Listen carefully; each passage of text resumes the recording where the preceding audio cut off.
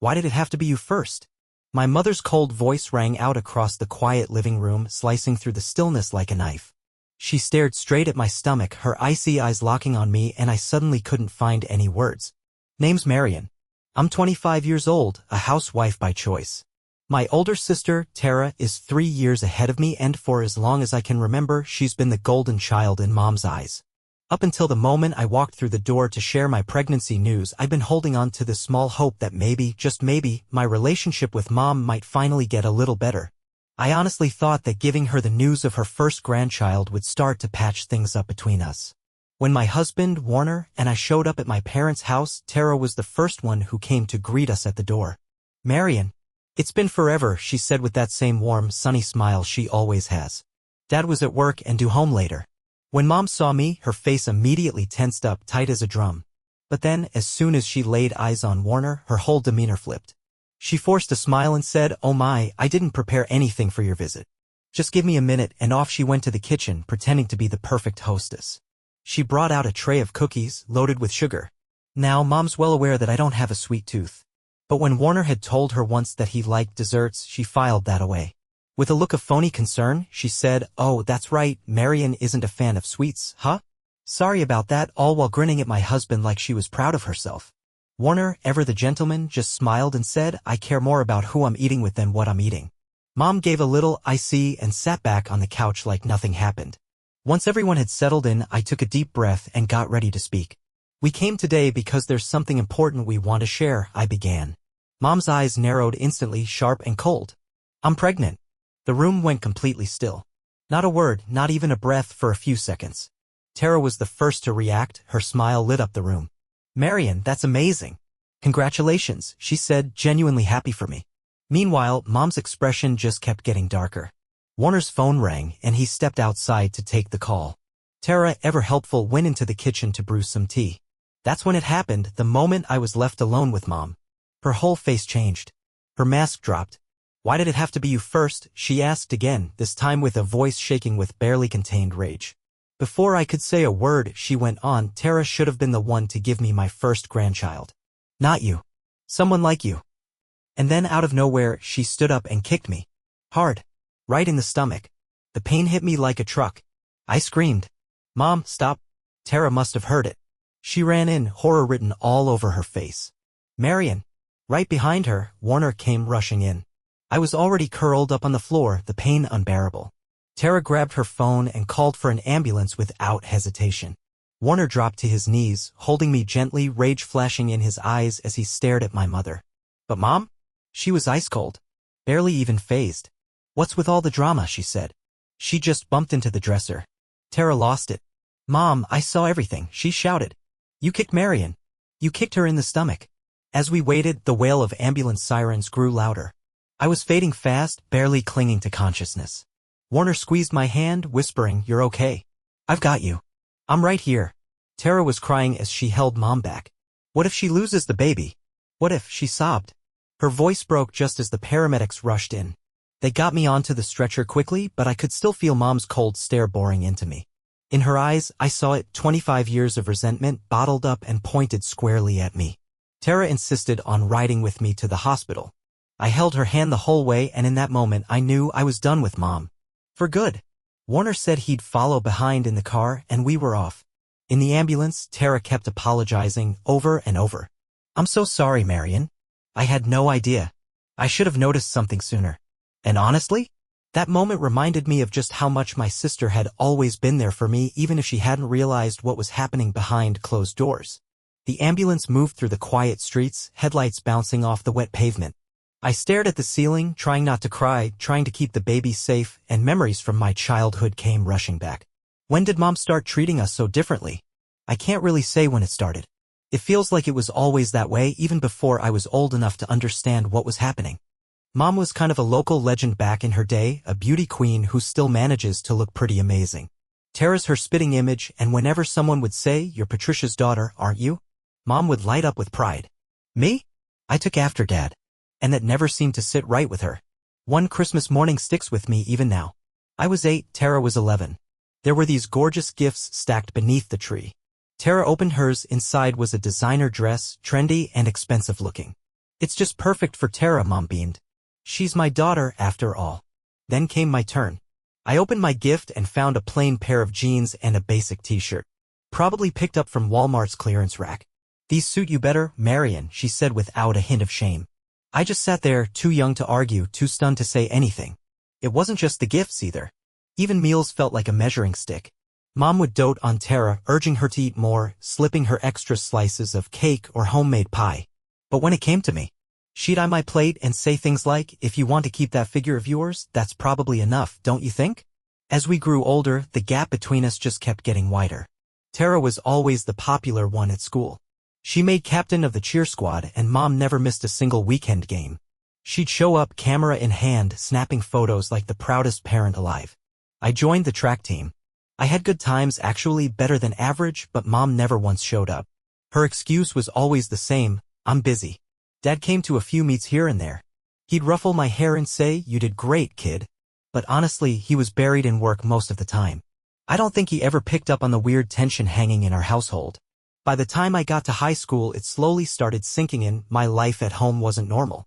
The real wake-up call came during a conversation with my best friend, Serena. Marion, your mom is seriously cruel, she said one afternoon, her tone quiet but firm. I blinked at her, kind of stunned. What do you mean? She looked at me, hesitating. She buys Tara all this fancy designer stuff, but you? Her voice trailed off and I could see it written all over her face. She didn't even want to finish the sentence. My mom would never treat her kids like that, Serena finally said. And just like that, something clicked.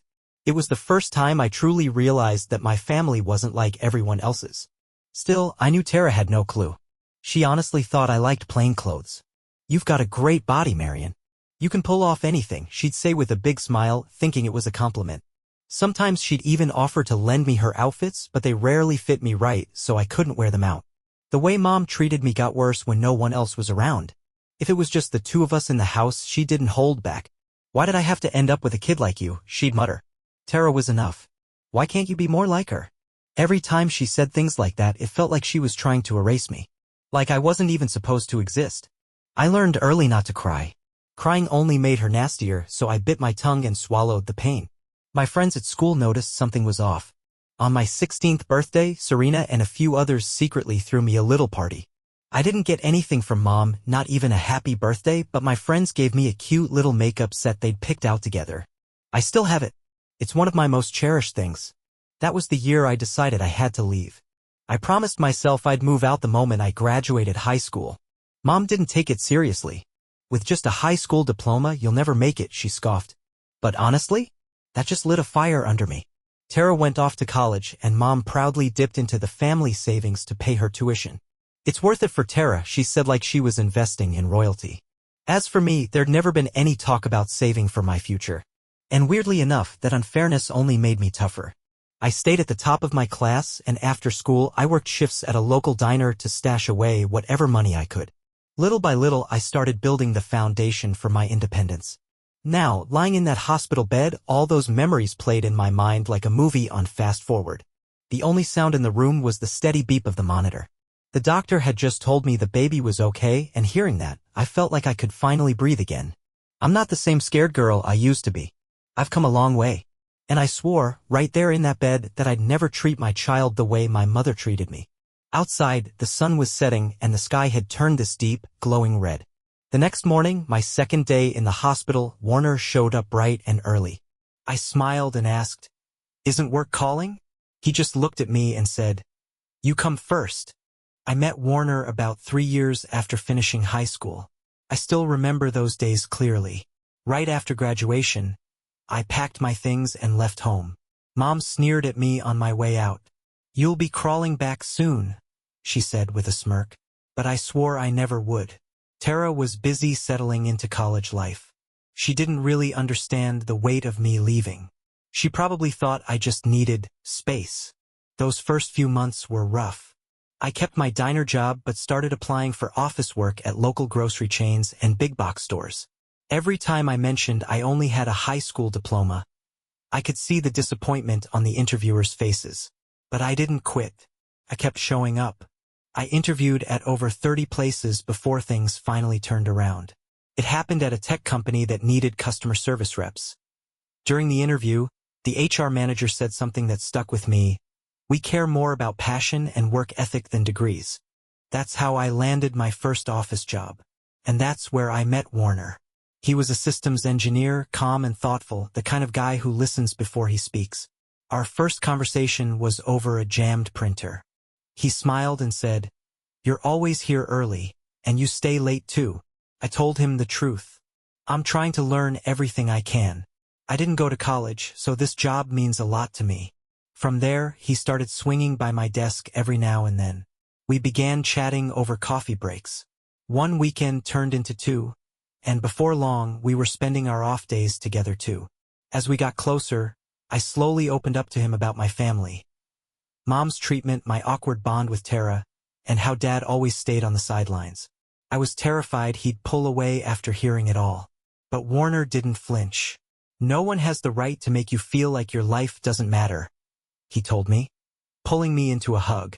That moment, God, I finally let myself cry. It was the first time I felt safe doing that. He proposed a year later, just before Christmas. We were walking through the city after our office holiday party, streets glowing with lights, when he suddenly dropped to one knee. His words were simple, "Will you marry me?" And without a second of doubt, I said yes. 2 years had passed since I'd left home, and I still remember the day we went back to tell my parents about the engagement. When we visited to announce our engagement, Mom's reaction was ice cold. "No respectable man wants a girl with just a high school education," she said flatly. But the moment she heard Warner was an engineer, her entire demeanor shifted. "Oh, an engineer? How impressive," she gushed, suddenly all smiles. The change was so abrupt it made my skin crawl. Still, Warner handled her false charm with grace, calmly answering her shallow questions as if they were normal. Tara, on the other hand, was genuinely excited. "Marion, I'm so happy for you," she beamed, hugging me tight. She even offered to help with the wedding planning. And to my surprise, even Dad spoke up for once. "He's a fine young man," he said, which, coming from him, meant more than I expected. The wedding itself was small, intimate, but filled with warmth. Mom played her part in public, smiling for photos and making polite conversation. But she still leaned in during the reception and whispered, "This won't last." Her words didn't hit the way they used to.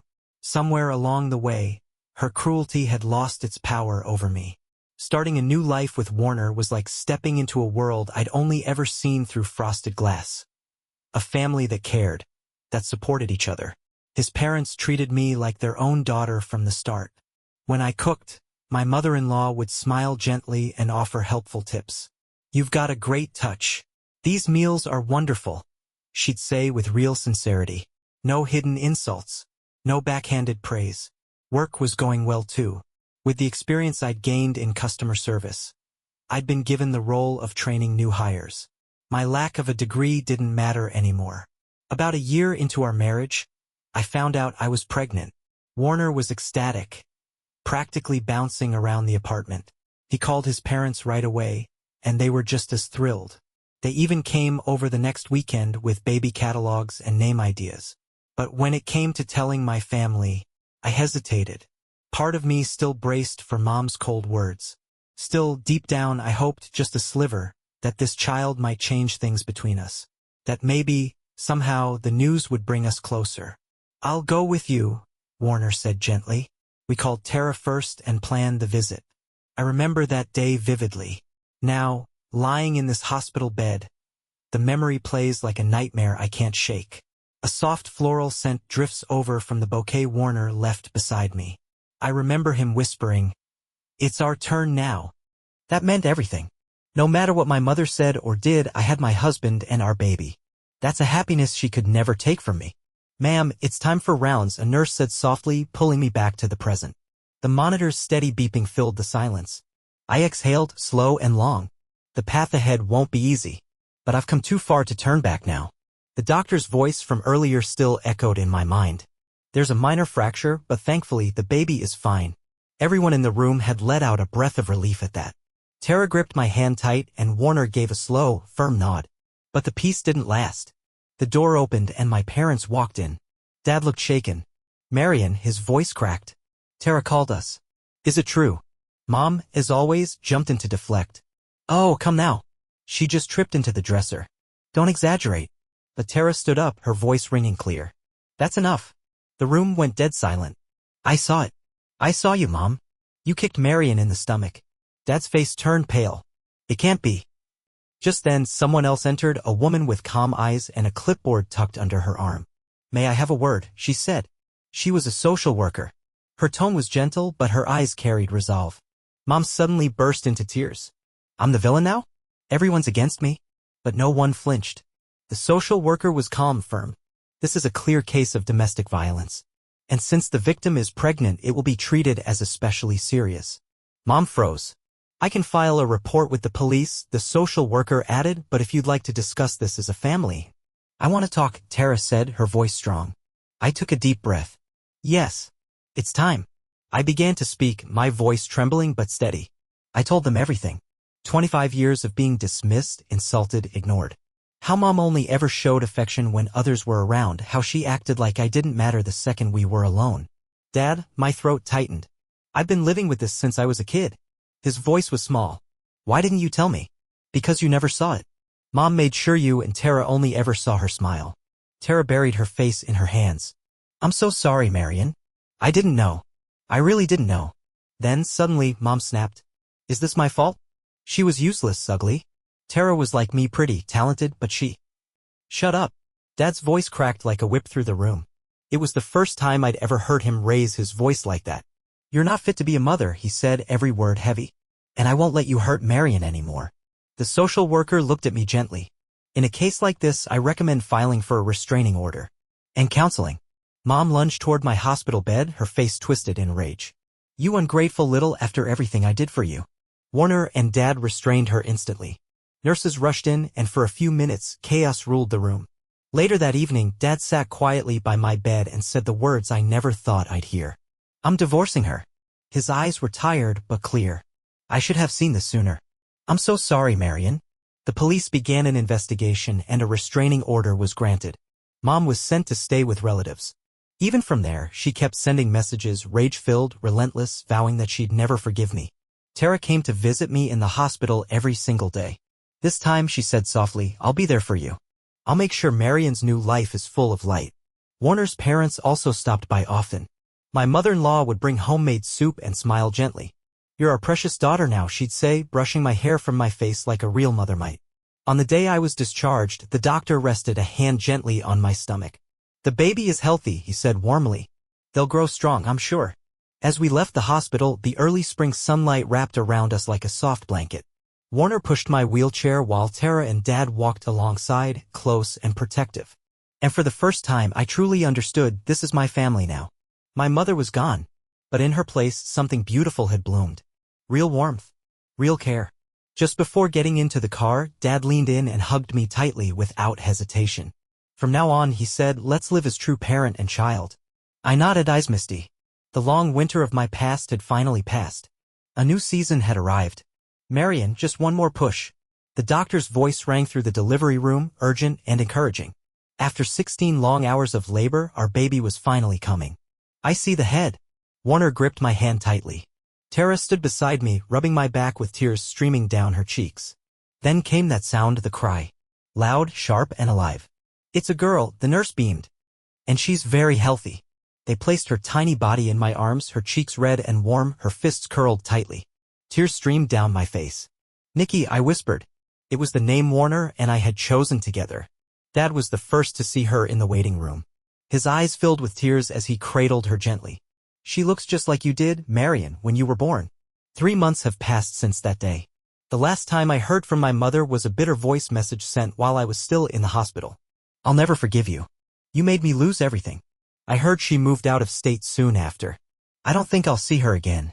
Still, sometimes in the quiet of the night, I think about her, not with hatred, but with a strange kind of distant sadness. A woman who, somehow, lost her way and forgot how to love. Marion, I think Nikki's awake. Tara appeared in the doorway, holding Nikki gently in her arms. She'd moved into an apartment nearby and came by almost every day. Look, she smiled, Nikki has your eyes. Indeed, those warm brown eyes, so familiar, looked right into mine. But her smile? That was all, Warner. Dad recently decided to take early retirement. I want to be there, he said, to watch my granddaughter grow up.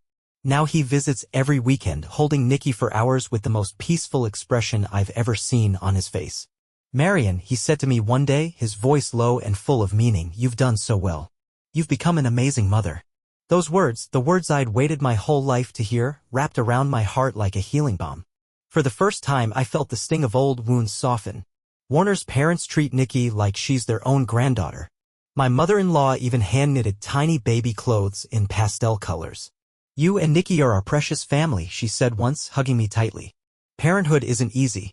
There are sleepless nights, moments of worry, days full of unknowns. But I've never felt alone in it. There's always someone, Warner, Tara, Dad, his parents, ready to help, to listen, to lift me when I falter. If you ever need anything, just call me, Tara often says, and now her words come without a hint of pretense. Just love. I also joined a support group, mothers like me with tangled pasts and healing hearts. We share our stories, lift each other up. In that room, I learned I'm not alone. I've grown stronger. At a recent meeting, I shared my full story for the first time. When Nikki turned 6 months old, we threw a little party. Just close family and friends. The room was full of smiles and soft laughter. Dad and Tara chatted near the window while Warner's parents took turns snapping photos of Nikki in her little party dress. Hey, Warner whispered, leaning close. Are you happy? The golden light of sunset streamed through the window, falling gently across Nikki's sleeping face. I looked around the room at the love, the peace, the wholeness I never thought I'd find and smiled. Yes, I really am. I made a silent promise then. I'll never let shadows from the past touch Nikki's future. I'll give her what I never had, unconditional love no matter what. As if she understood, Nikki stirred slightly in her sleep and reached out a tiny hand toward me. The gesture was small, but it said everything. It's okay. We're okay.